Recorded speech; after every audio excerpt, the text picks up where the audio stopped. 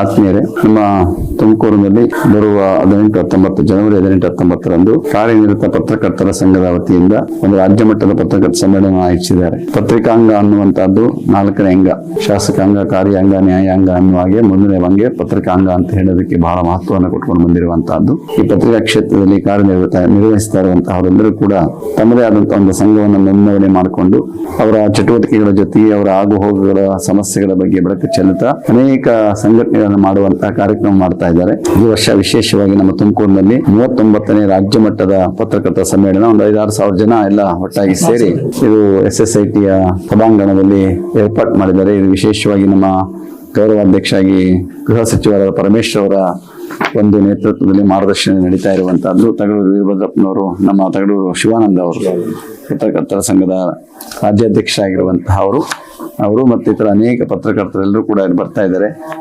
ರಾಷ್ಟ್ರ ಮಟ್ಟದ ಅನೇಕ ಹಿರಿಯರನ್ನು ಕೂಡ ಈ ಕಾರ್ಯಕ್ರಮದಲ್ಲಿ ಕರೆಸ್ತಾ ಇದ್ದೀರಿ. 2 ದಿವಸಗಳ ಕಾರ್ಯಕ್ರಮವನ್ನು ಆಯೋಜಿಸಿರುವಂತಹದ್ದು ಅತ್ಯಂತ ಸಂತೋಷ.